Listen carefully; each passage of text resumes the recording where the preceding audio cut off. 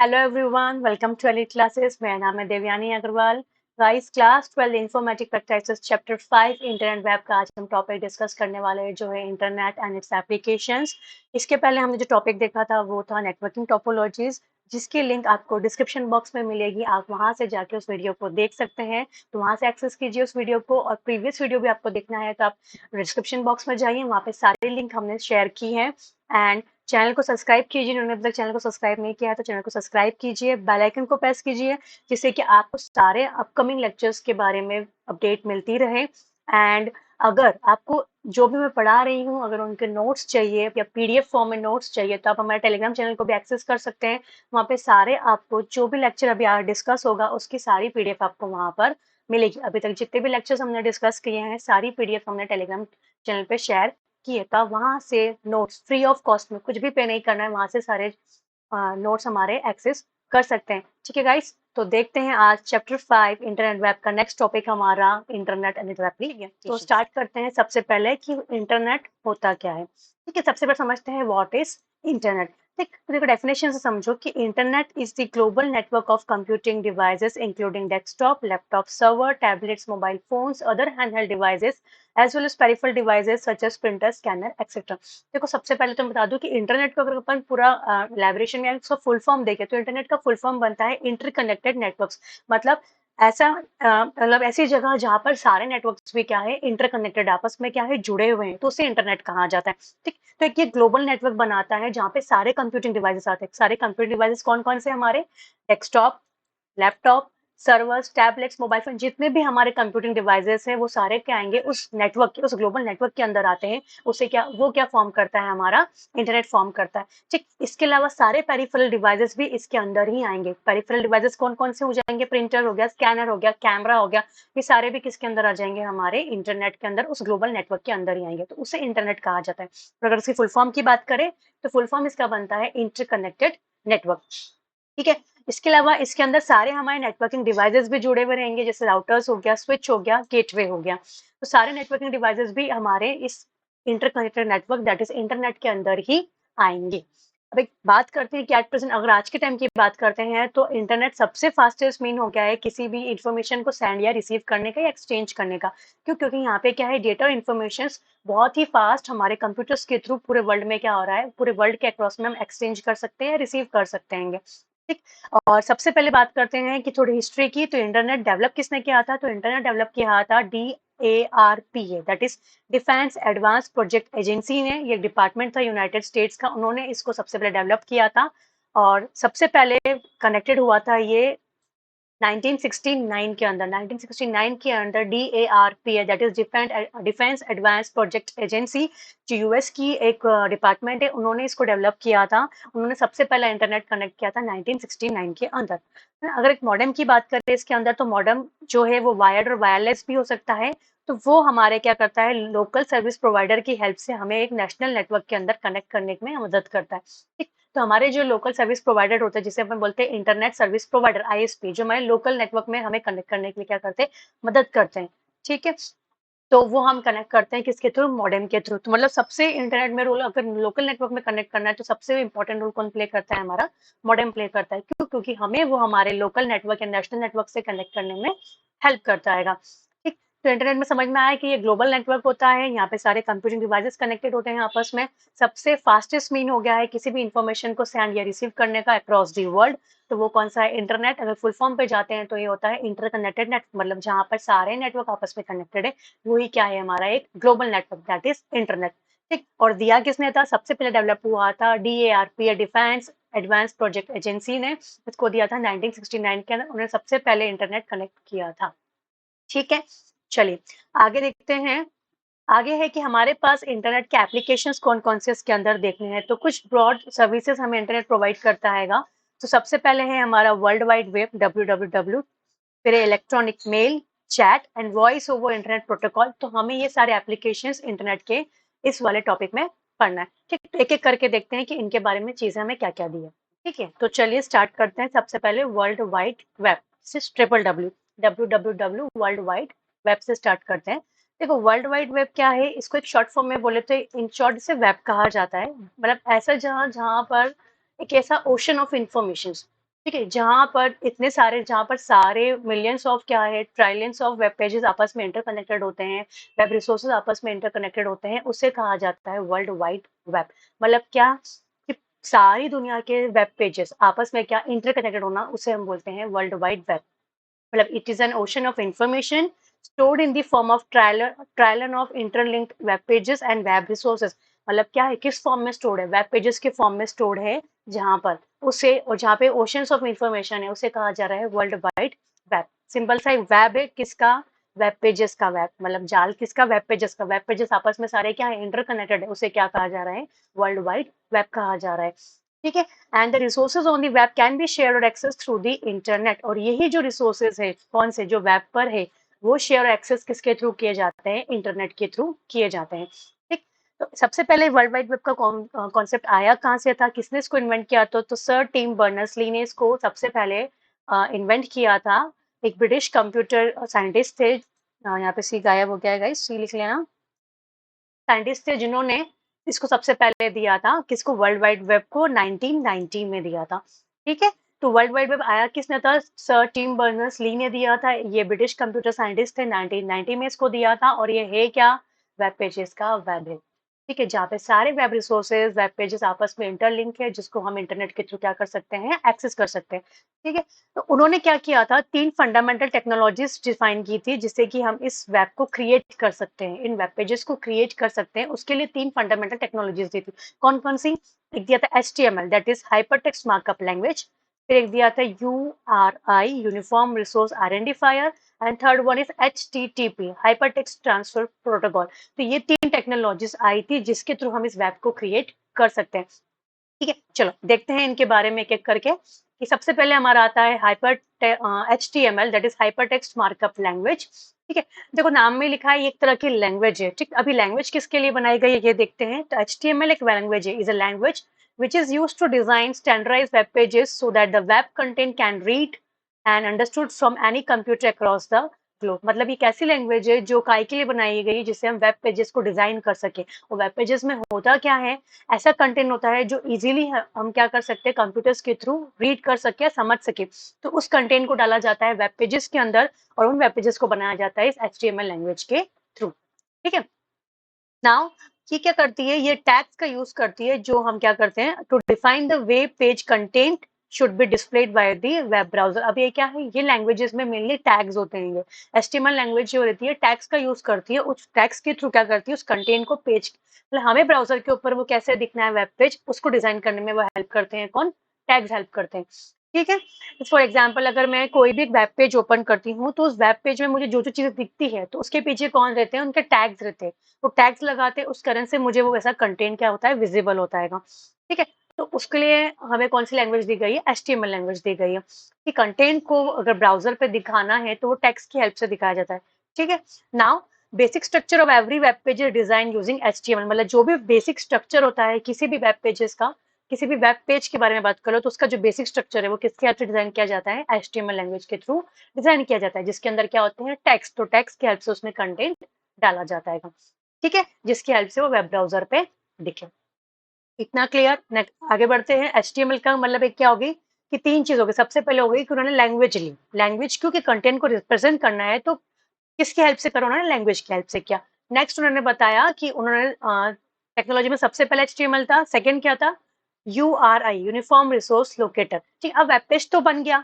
अब web page को हम तक कैसे पहुंचेगा, अगर मुझे कोई वेब पेज किसी ने बनाया और उसको एक्सेस करना है, तो मैं उस तक कैसे पहुंचूंगी। तो उसके लिए उन्होंने क्या दिया, एक यूनिफॉर्म रिसोर्स आइडेंटिफायर, URI।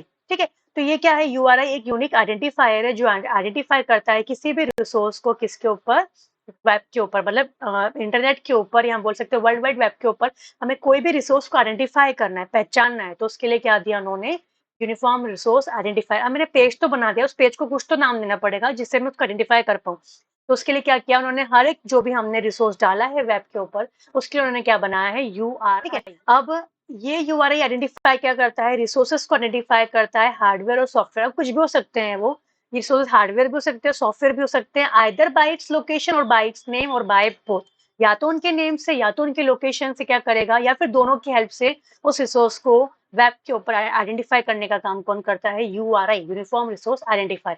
ठीक। अब इसमें एक चीज और आती है, यूआरआई के अंदर ही ये चीज है, वो है यूआरएल। ठीक है, अब देखो इसमें दो चीज बोली थी ना, लोकेशन और नेम, तो ये लोकेशन से समझो कि ये यूआरआई किससे अभी आइडेंटिफाई करने का काम कर रही है, लोकेशन से आइडेंटिफाई कर रहे हैं हम किसी भी वेब पेज को, तो उसको नाम दिया है यूआरएल। तो यूनिफॉर्म रिसोर्स लोकेटर प्रोवाइड करता है लोकेशन को, एंड मैकेनिज्म मतलब protocol to access the resource, मतलब क्या कि एक तो किस लोकेशन पे वो हमारा रिसोर्स है वो, एंड किस प्रोटोकॉल का यूज कर रहा है, उन दोनों की हेल्प से हम किसी भी रिसोर्स को फाइंड कर सकते हैं।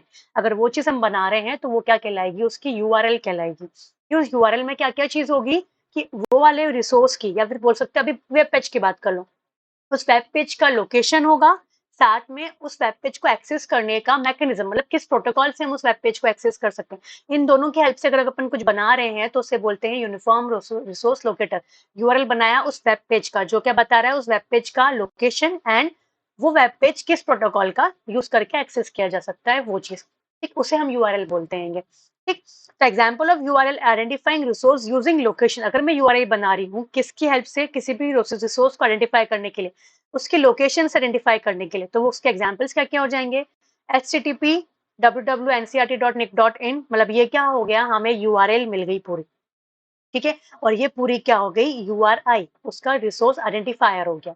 ठीक है, रिसोर्स आइडेंटिफायर हो गया जिसमें क्या है, उसकी लोकेशन भी है कि किस लोकेशन पे वो मेरा वेब पेज है, प्लस उसका प्रोटोकॉल भी है।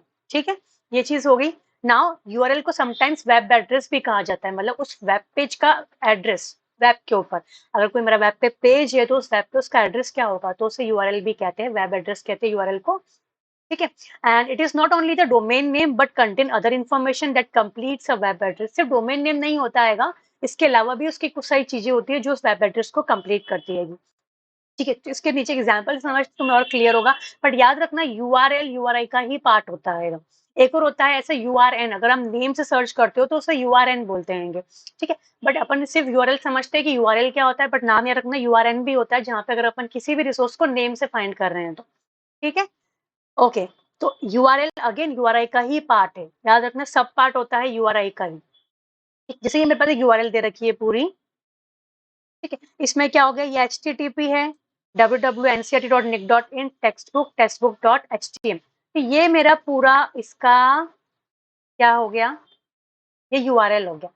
ठीक है, अब इसमें यूआरएल में देखो ये http क्या है, मेरा प्रोटोकॉल कि किस प्रोटोकॉल से यूज कर रहा है हमारा वेब पेज, ये उसका वेब एड्रेस हो गया पूरा www.ncrt.nic.in। ठीक है, टेक्स्ट बुक तो ये पूरा क्या है, हमारा यूआरएल बना रहा है। ठीक, इसके अंदर क्या क्या है, इसका सब डोमेन भी है और डोमेन नेम भी है, तो ये डोमेन नेम इतना हो गया, और ये www क्या हो गया, इसका सब डोमेन हो गया, ncrt.nic.in इसका डोमेन नेम हो गया, और पूरा कंप्लीट ये हमारा क्या हो गया, उसका वेब एड्रेस हो गया। पूरा वेब एड्रेस अगर मुझे पर्टिकुलर पेज तक जाना है, textbook.htm तक जाना है, तो ये पर्टिकुलर क्या हो गया, उसका एक एड्रेस हो गया, एक उसका लोकेशन हो गया कि उस वेब के ऊपर उसका लोकेशन क्या होगा। ठीक, ठीक है, तो चलिए नेक्स्ट अब देखते हैं इसके अंदर। अभी हमने क्या क्या देख लिया कि हमारा लैंग्वेज हो गया, लैंग्वेज से हमने वेब पेज बना लिया, HTML की हेल्प से वेब पेज बन गया, वेब पेज बन गया, उसके बाद उस वेब पेज को हमने एक आइडेंटिफाई करने के लिए नाम दे दिया। ठीक है, जिसे हमने क्या बोला, यूनिफॉर्म रिसोर्स लोकेटर। ठीक, अब इसके बाद थर्ड चीज आती है इसके अंदर HTTP, that is hyper text transfer protocol.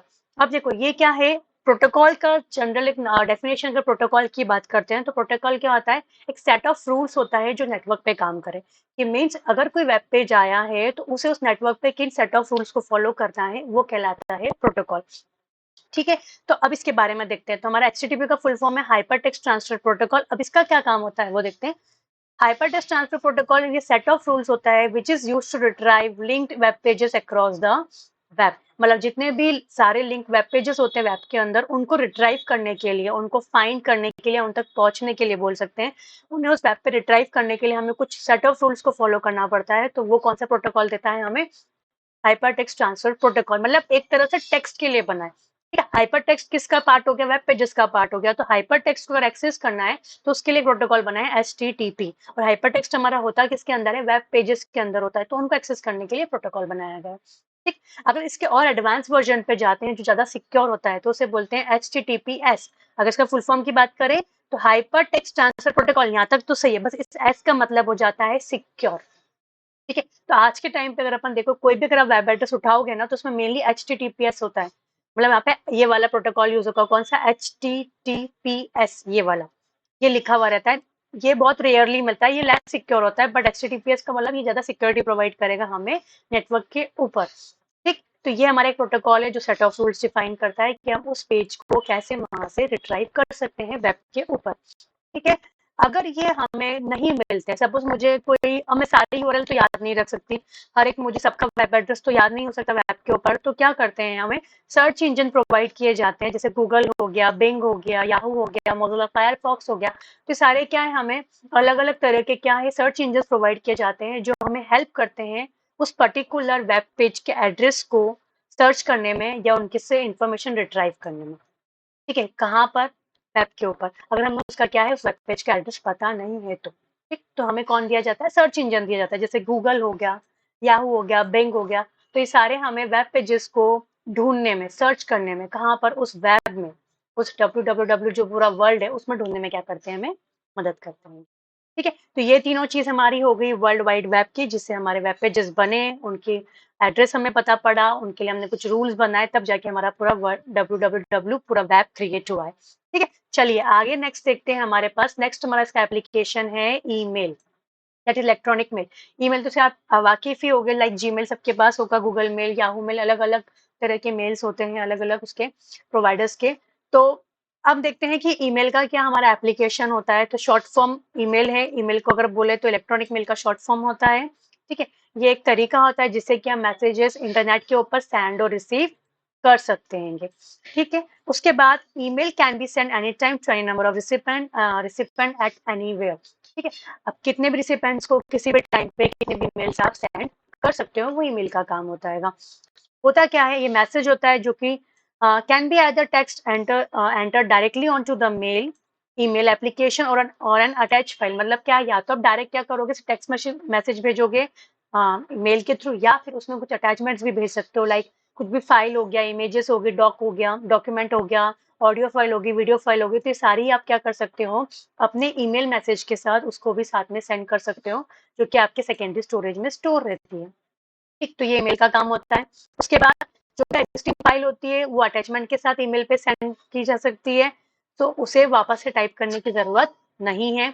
अगर हम कोई भी ईमेल सर्विस यूज करते हैं तो one needs to register with an email service provider by creating an mail account. हाँ, यहाँ पे जरूरी ये होता है कि हम जिसको भी ईमेल कर रहे हैं तो वो भी कोई ना कोई सर्विस प्रोवाइडर से थ्रू उसका एक मेल अकाउंट होना जरूरी है।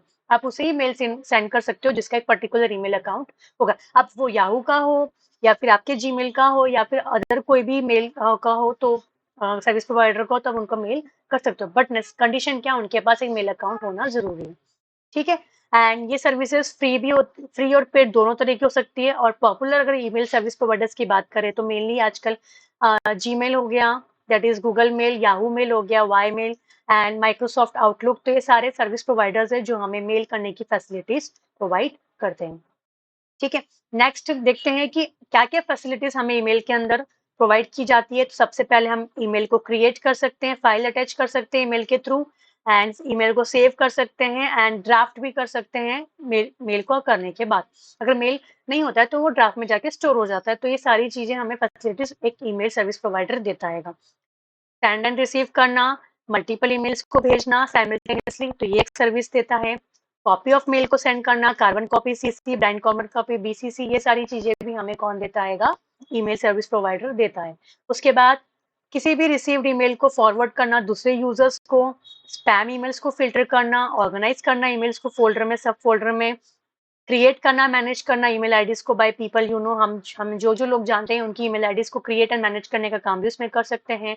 ईमेल्स के फोल्डर एंड सब फोल्डर बना के भी उनको ऑर्गेनाइज कर सकते हैं। स्पैम ईमेल्स को फिल्टर कर सकते हैं, हमारी सिग्नेचर सेट कर सकते हैं, फूटर सेट कर सकते हैं कि वो ऑटोमेटिकली जब भी कोई ईमेल किसी को जाए तो ऑटोमेटिकली वो फूटर या हमारी सिग्नेचर उसके साथ ईमेल के साथ जाए।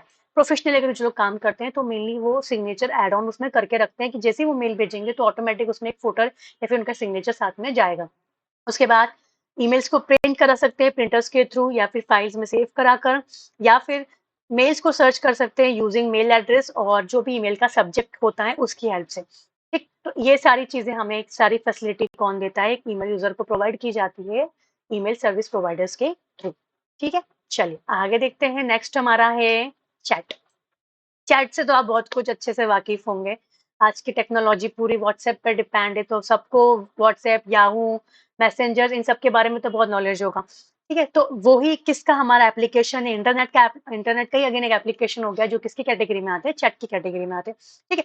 तो चैटिंग को हम क्या बोलते हैं? इंस्टेंट मैसेजिंग, आईएम भी कहा जाता है, जो इंटरनेट के ऊपर होती है यूजिंग कम्युनिकेटिंग, मतलब जिसके थ्रू हम क्या कर सकते हैं? इंटरनेट के ऊपर कम्युनिकेट कर सकते हैं डिफरेंट ज्योग्राफिक लोकेशंस पे जो लोग हैं रियल टाइम में मैक्स टेक्स्ट मैसेज भेज के उनसे हम लोगों से कनेक्ट हो सकते हैं या कम्युनिकेट कर सकते हैं। ठीक है, रियल टाइम में अलग अलग जगह पे जो लोग हैं उनसे कनेक्ट होने की टेक्नोलॉजी है ये। ठीक है, it is a forum where multiple people connect to each other to discuss their common interest, मतलब एक ऐसा फोरम होता है जहाँ पे मल्टीपल लोग आपस में कनेक्ट हो सकते हैं जिनका क्या है कॉमन इंटरेस्ट होगा। ठीक है, and to individuals can also send message instantly, और इंस्टेंटली मतलब उसी रियल टाइम में आप क्या कर सकते हो, एक दूसरे दो लोग भी आपस में क्या कर सकते हैं, एक दूसरे को मैसेज भेज सकते हैं। और देखी जाए तो इंटरनेट की स्पीड जैसे जैसे बढ़ती जा रही है तो आजकल इमेजेस भी मतलब चैट के ऊपर कैसे मैसेज के अलावा आप इमेजेस भी सेंड कर सकते हो, डॉक्यूमेंट भी सेंड कर सकते हो, ऑडियो वीडियो सब तरह के इंस्टेंट मैसेज आजकल भेजे जा सकते हैं। इसके बाद अगर चैट हो रही है तो ऑडियो वीडियो कॉल भी क्या है आज के टाइम में, अगर जैसे जैसे स्पीड बढ़ती जा रही है इंटरनेट की वैसे भी ऑडियो एंड वीडियो कॉल भी पॉसिबल हो गए हैं, इवन ग्रुप कॉल भी पॉसिबल हो गए हैं। देखा क्या जा रहा है कि इंटरनेट की स्पीड कितनी फास्ट होती जा रही है उनको देखकर। ठीक है, तो it is now possible to send image document audio video as well as through the instant messages. Messages के थ्रू हम क्या कर रहे हैं, इमेजेस डॉक्यूमेंट्स ऑडियो वीडियो भी मैसेजेस को भेज रहे हैं, है ना। And it means the communicating parties can talk to each other through audio call or through a video call. Audio call and video call के थ्रू भी हम आजकल पार्टीज मतलब लोग आपस में बात कर सकते हैं। अगर मैं एप्लीकेशन की बात करूं तो हमारे इसमें एप्लीकेशन अगेन व्हाट्सएप जिससे आप सब वाकिफ है, slack, Skype, Yahoo messenger, Google talk, Facebook messenger, Google hangout, ये सारे हमारे इंस्टेंट मैसेंजर्स के एग्जाम्पल है जो आपको सारे क्लियर हैं।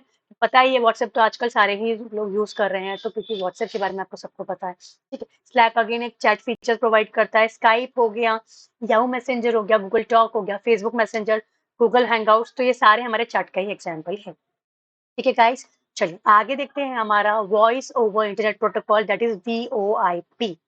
ठीक है, अगर इसकी बात करते हैं तो ये क्या है, एक तरह का वॉइस ओवर इंटरनेट प्रोटोकॉल है, एक तरह का प्रोटोकॉल ही है जो हमें क्या कर रहा है, वॉइस कॉल की सर्विस प्रोवाइड कर रहा है इंटरनेट के ऊपर। तो it allow us to have a voice call telephone service over the internet के ऊपर हमें टेलीफोन सर्विस प्रोवाइड करना। ठीक है, देखा है ना कि अगर आज मैं जैसे ऑडियो एंड वीडियो कॉल भी अपन कर रहे हैं ना अगर चैट के थ्रू, तो कहीं ना कहीं वहाँ पे भी वॉइस ओवर इंटरनेट प्रोटोकॉल का यूज आ रहा है। ठीक है, और आजकल देखा है कि अगर अपन कोई भी ब्रॉडबैंड कनेक्शन लेते हैं, कोई इंटरनेट सर्विस लेते हैं, तो साथ में एक टेलीफोन सर्विस भी फ्री मिलती है, तो वो टेलीफोन सर्विस किस पे काम करती है, वॉइस ओवर इंटरनेट प्रोटोकॉल पे काम करती है ये। ठीक है, इसमें क्या हो रहा है, वॉइस ट्रांसमिशन होता है कंप्यूटर नेटवर्क पे through the regular telephone network. उसमें क्या कर रहा है हम, जो हमारी कंप्यूटर नेटवर्क है उसके ऊपर हमारी क्या होगा, वॉइस का ट्रांसफर होगा रदर देन एक टेलीफोन नेटवर्क के ऊपर। पहले के टाइम पे टेलीफोन लाइन बनाते थे तो टेलीफोन लाइंस के थ्रू वॉइस का ट्रांसफर किया जाता था, बट इसमें क्या हो रहा है, कंप्यूटर नेटवर्क के ऊपर हम क्या कर रहे हैं, हमारी वॉइस को ट्रांसफर कर रहे हैं एक जगह से दूसरी जगह पर, मतलब वॉइस कॉल के लिए बनाई गई है। ठीक, तो इसको क्या और क्या कहा जाता है, इंटरनेट टेलीफोनी और ब्रॉडबैंड टेलीफोनी भी कहा जाता है। ठीक है, but to avail the phone service over the internet we need to have an internet connection with reasonably good speed। ठीक है, अब अगर हमको फोन को इंटरनेट के ऊपर एक्सेस करना है तो हमारे पास एक स्ट्रॉन्ग इंटरनेट कनेक्शन होने की नीड वहां पर हो जाती है। ठीक, तो VoIP जो है, वॉइस ओवर इंटरनेट प्रोटोकॉल जो है, वो सिंपल किस प्रिंसिपल पे काम करता है, वो क्या करेगा, एनालॉग, स्पेलिंग गलत है,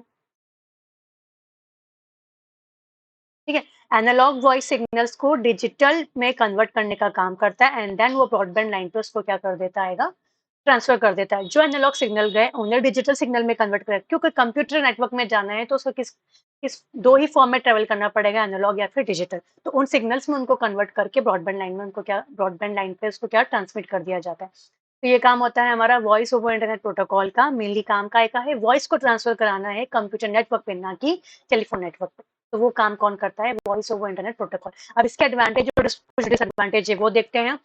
एडवांटेज तो देखो इसके बहुत सारे हो गए, फ्री हो गया, सबसे पहले इकोनॉमिक हो गया, उसके बाद इंटरनेशनल कॉल इजीली अवेलेबल है, व्हाट्सएप के थ्रू कहीं भी कॉल कर सकते हो, कोई भी मैसेंजर उठा लो, कुछ भी उठा लो, अगर वो वॉइस सर्विस प्रोवाइड कर रहा है तो वो क्या कर रहा है, ठीक है, हमें फ्री में वो सारी सर्विस प्रोवाइड करता है। बस नीड क्या है, आप वहाँ पे आपका उसका एक स्ट्रॉन्ग इंटरनेट कनेक्शन होना चाहिए। उसके बाद ये हमारी पोर्टेबिलिटी एंड फंक्शनैलिटी को भी इंक्रीज कर रहा है वॉइस कॉलिंग सिस्टम को। तो अब क्या हो गया, इजीली हम कहीं भी क्या कर सकते हैं, वॉइस ओवर इंटरनेट प्रोटोकॉल की हेल्प से कहीं भी इजीली हम कॉल कर सकते हैं, फ्री होते इकोनॉमिक हो गया।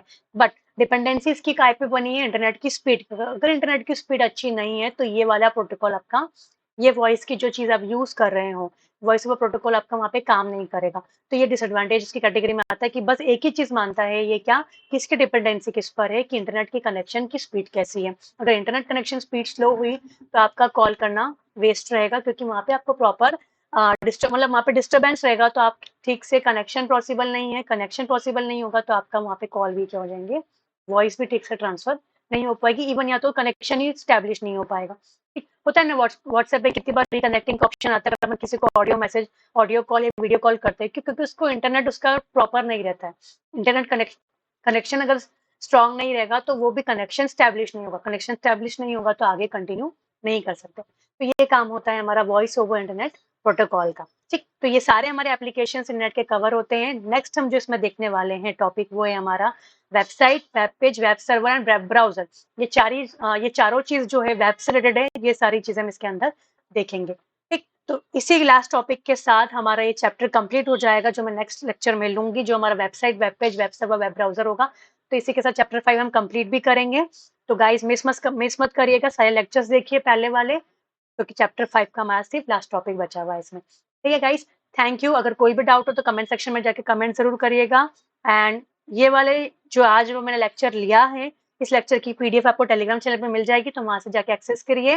एंड अपने जो भी कलीग्स हैं या फिर जो फ्रेंड्स, उन्हें कहिए कि ज्वाइन कीजिए चैनल को, क्योंकि चैप्टर 5 कंप्लीट होने वाला है, क्लासेस चालू हो गई है। तो आपकी क्लासेस मिस ना हो, इसलिए उन्हें चैनल ज्वाइन करने का कहिए, सब्सक्राइब करने का कहिए, और आप भी बेल आइकन प्रेस कीजिए, जिससे कि आने वाली लेक्चर आपके मिस ना हो। Okay, thank you.